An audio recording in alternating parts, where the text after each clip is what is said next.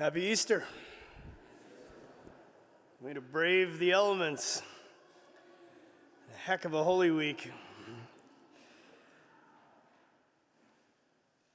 So this is the last homily I will give to you, my dear family, on Easter Sunday. And a very meaningful Holy Week for me. So I'd like to begin with a question. Why are you here this morning?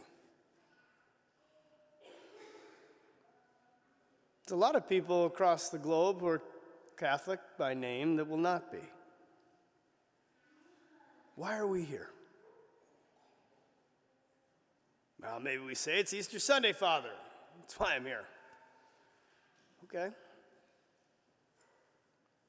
Others might cite a requirement.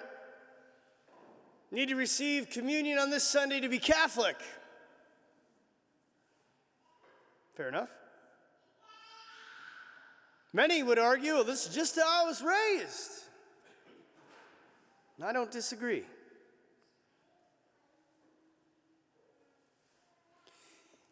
But we're at a time in salvation history, and this thing, everyone, is ongoing. It's actually kind of a sub-point, right? The resurrection is not an isolated event that happened 2,022 years ago. Christ lives, is alive,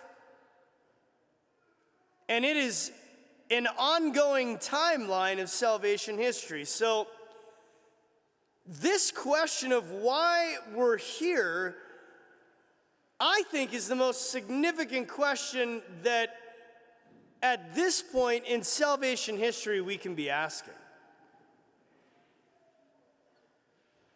To a certain extent, we need to sort of prune away all of the garbage right now that's around and in the church and get back to some extremely important, very simple, fundamental questions that nobody even knows to ask any longer. So why are we here? And maybe a better way of asking that is to ask ourselves the question, what difference does the most important event in human history, namely the resurrection, make in our life? Now, I'm not talking about like a superficial, oh, well, you know, Jesus is my Lord and Savior, whatever we say. That's all the cliche garbage that needs to be cut out. We are in a race, as Paul talks about it, and we don't have the privilege of being like the first leg of the marathon. We're going to get to those people here in a second. We are at the last leg of the marathon. Now, if you think about a marathon, right, like a triathlon, you ever seen those folks? You know, it's not like they're sprinting along and waving to everyone. No, like in the triathlons, the Ironman competitions, these people are like almost dead, dragging themselves across the finish line because their legs aren't working anymore, because they had to dig deep inside of themselves to find what they needed to finish that race. That's where we're at right now. And so the idea of a superficial Christianity, which is basically what we got right now, and we've had for some time, needs to go away. And in order to get that, the last leg of Christians in this race for salvation needs to start asking some extremely important questions. What difference does the most important event in human history make in your life? And maybe a better way of asking that is, do you love this thing? Because what we love and cherish in our life has the biggest impact on us, right? Moms and dads, grandpas and grandmas. Like when a new child comes into your family, you don't wake up that morning and say, oh, yeah, maybe we'll get there. Should we call? It changes everything, forever. Because things that we know and we love that have this truly tremendous impact on us isn't just something we do. It's something we become. This little child right here, the whole family became this child when that child entered the world. Sorry, you're sitting in the front row. And I love babies. When you got married, it changed everything. Or if you didn't think it was going to change everything, it suddenly changed everything.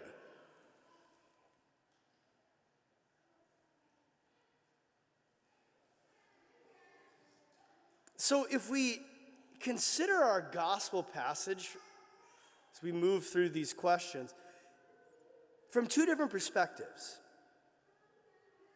this truth emerges even deeper, right? So when you think of the originals like Peter, John, Mary Magdalene, those who had the privilege of knowing Jesus, clearly in their lives, he and this event was the foundation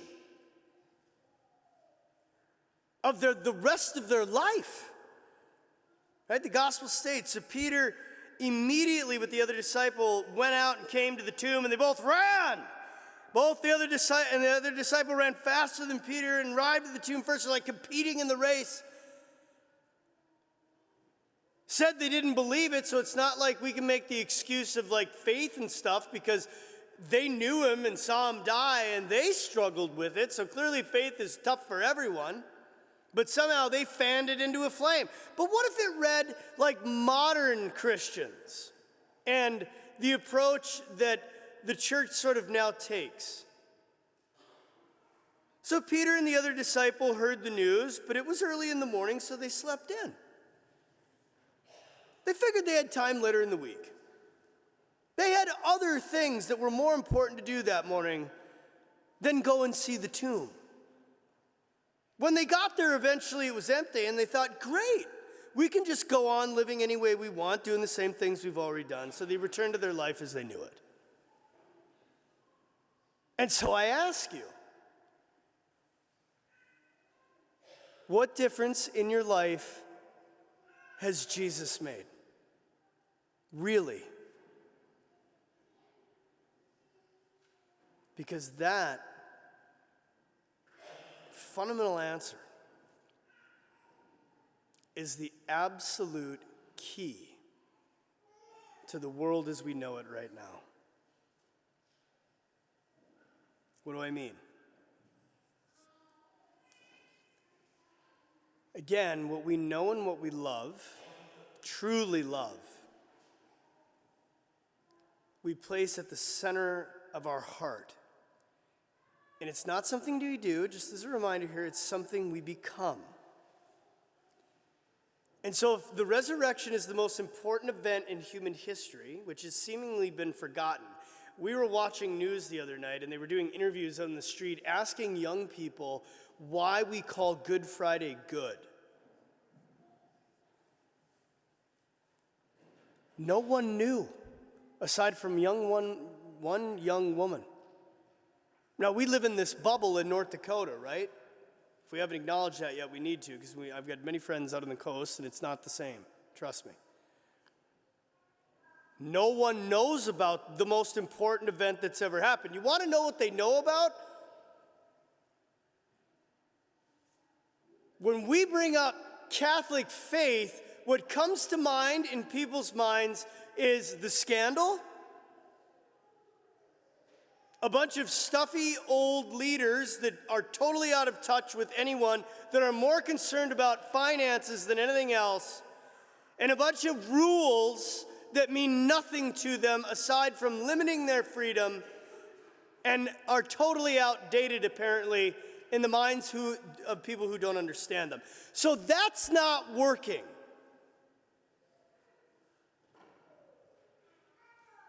So on one end of the spectrum, if we're the type of Catholic that thinks if I just shove the doctrine down someone's throat, then they're going to have this massive conversion and see the light, doesn't work.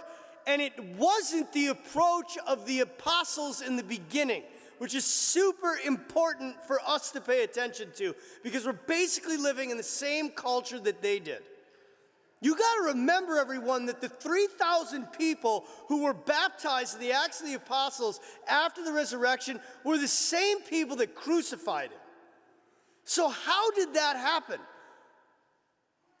They had such a tremendous change of heart over something, and the 3,000 that were baptized did not see Jesus resurrected. They heard those speak, here's the key, it's a great secret, about their experience of the resurrection with such conviction that what had changed their life also changed the lives of 3,000 people and subsequently the entire world. Well, we say it was the apostles, they knew Jesus, all this. It wasn't just them.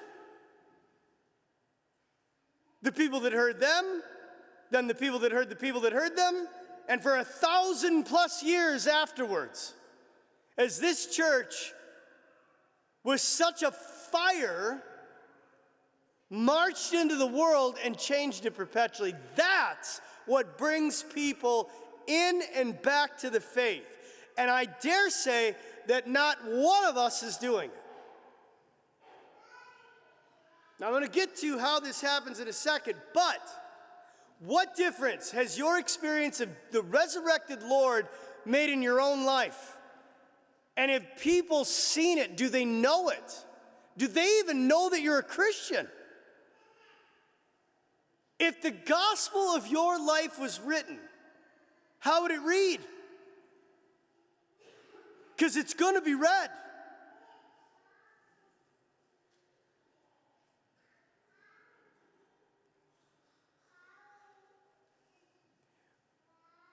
When you have a real relationship with Jesus, and don't get me wrong, I'm not up here preaching the Protestant personal relationship stuff, because that's also just another cliche saying out there, and frankly, that's not working for a lot of people any longer either, because many times it's not authentic.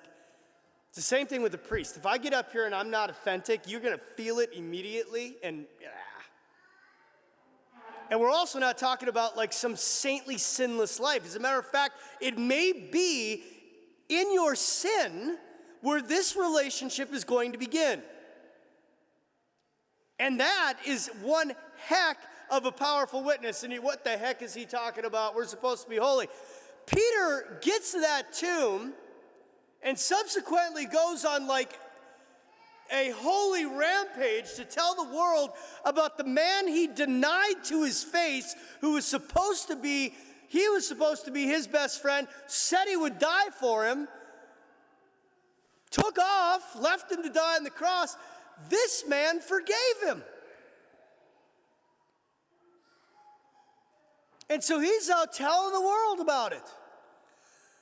Too much incense this morning. I'm so fired up, high on incense. And so where we need to meet Christ is where we need him. Like the people in our lives that have helped us over the course of our lives, maybe it's your spouse, maybe it's a parent, maybe it's a friend, who knows? We remember those people.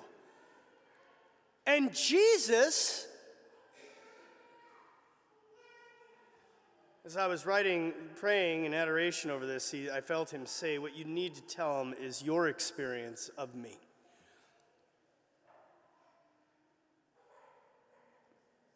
And I'm here to tell you, like, if you think I'm giving a good homily, a lot of people as I leave, we're going to miss your sermons.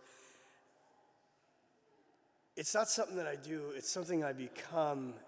And rather than preach the gospel, it's a matter of becoming the gospel, and that's in my relationship with him. And what I've discovered in the realest possible way is that he is the best father, friend, companion, any other term that you can name in the human race. He is the fulfillment of it all. And I'm not sitting here with any more faith than you are, and I sure as heck am not holier than you are. I'm a sinner. But even in my sins, I've discovered the most faithful, merciful, loving person I have ever met. To the point where I'm just sitting back and looking at the world, saying to myself, he's the answer to all of this. And not like I need to get out there and be like, well, have you heard commandment number 6? No. Let me tell you about him and what he's done for my life and how he makes me feel. You don't need to carry the burden of sin any longer, and it doesn't just need to be one coming to the altar moment. It could be 70 million moments, and every time you come back to him, he's going to love everything in your life away. Yes, he's going to make you feel better. He may not make you rich and successful, but we don't need that anyway. This is not the gospel of prosperity. You might even suffer a little bit more, but you will be able to bear it, and he will bring meaning to your life. He's patient. He's kind. He bears your weaknesses with you. And over time, slowly heals the wounds that this life has given to every single one of us in the depths of our heart if we let him.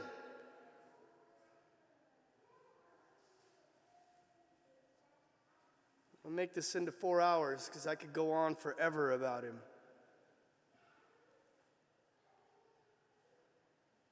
But when you stop reading the gospel and become the gospel through your relationship with him, it is intoxicating to people. I have brought hundreds of people back to the church. And it finally dawned on me, it's not the preaching, it's not my teaching. Yes, all of that's important as it comes. But what it's been is I have spent so much time in front of him in adoration. Somehow people feel him in me. And they're not looking for Father Justin Waltz. I'm just a human like anybody else. They're looking for Jesus. And when they find him in the heart of somebody, things like 3,000 people are baptized in one day. Or the people that you thought never could come back to the church or hated the faith or whatever it might be, suddenly they're back in the pew and they're in confession. Because your faith is authentic. And so my appeal on this Easter Sunday, 2022, don't worry, it's not about money. Taken enough of that from you. But my appeal to you is to ask these deeper questions. Don't live your faith, everyone, on the surface. And I'm not trying to be harsh on you. You're here in the midst of this snow. God loved you for the faith that you have, but we, in this last leg of the race, the world, Jesus needs us to go deeper and to be the authentic witness of a lived faith within and through him of the resurrection. You know, there's this world-renowned psychologist, maybe you've seen some of his videos. Jordan Peterson is his name. And I've been following the guy for years. I love him. I think he's one of the most brilliant minds in the world. But he's been an atheist. And he went through some stuff in the last few years, and he has clearly had a mind-blowing, life-transforming conversion to Christ. And it's my belief that in the end, he's going to find Catholicism and end up coming into the Catholic faith.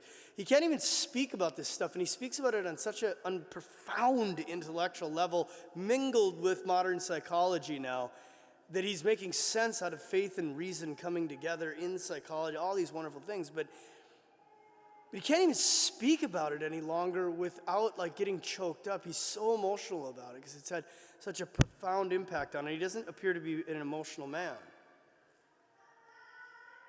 But he says this, he's like, if we truly lived what we believe, the implications globally of that, you can't even speak about it. We've seen it in the history of the church, but it's not happening now. And so Jesus needs us to live that relationship. So how do we do it? Now, again, this is just super simple, and you've heard me say, he's alive. He's not this storybook fairy tale thing in the Bible, right? He's in that tabernacle. He's coming into your heart. He's in the confessional with his mercy through the priest. It's him in adoration. We commune with him during all the devotionals. And a relationship with Jesus is like a relationship with anybody else. Try not talking to your spouse for a year, or a month, or once a week. Hey, babe, we'll talk for an hour next Sunday. I'm out of here. And so she. Or your kids, or your whatever it is. Like when we love somebody, we spend time with them. And we, in a mysterious way, like their differences and maybe even things that irritate us, like we love through that, right? You don't get rid of somebody because they make you mad or they bore you or whatever it might be. Like real love loves through all that. We certainly see it in our kids. That's the level of relationship I'm talking about with Christ. And when we get to that, we can speak about Jesus like we can speak about our husband and wife, like we can speak about our kids, and like we speak about our grandkids. Right? You run into a bad mom and dad and or, a bad relationship, you can tell right away. They don't even know each other. So do you have a good relationship with God or an okay one? Because the appeal is to establish it by the uptake in that relationship. So go to confession once every couple of weeks or once every month. You're like, that sounds crazy. Don't you want mercy? You don't need a truckload of sin. Just venial stuff. But you commune with the mercy of God over and over and over and over again. Do you think you're going to understand it? Trust me, you will. And I've seen it, and so has every other priest at death. Those who have done this, they just drift into eternal life and peace. Those who have been away forever, they're in a pandemonium of panic. One knows him, the other doesn't. Now, I'm not talking about salvation here. Yes, there's Sunday Mass. Hopefully we're going at least once a week. But it's not a rule. Again, it's who we become. If it's actually God and we really believe that we're receiving him, I'm talking really believe it, why wouldn't we be there as often as we possibly could? Right? It's like a mom and a dad or a grandpa and a grandma. They can't get enough of their kids. Because they can see and they obviously believe that these are their genetic children. The only explanation as to why we're not at Mass is that we really don't believe. Do we pray the rosary? Do we come to adoration? Do we maybe on the way home from work just swing into the church? Hi, Lord. He sits there. He's been sitting there for 2 millennia. And when we get into this, and it's not like any other relationship, you don't like see a person and have 30 years of love. Gosh, I feel like I've loved you for 30. No, it takes a long time, and there's ups and downs. And same with God, because God became a human being. It's a real lived relationship. So again, the appeal is to find that relationship. Dig deep. If you got it, go even deeper. So I ask you again, why are you here this morning? You know better than anyone else. And what difference has all this wondrous work of God made in your life? If you don't have it, begin today. If you have it, find it deeper inside of yourself. And when you get it and find it, apostles of our time, share it with everyone that you know.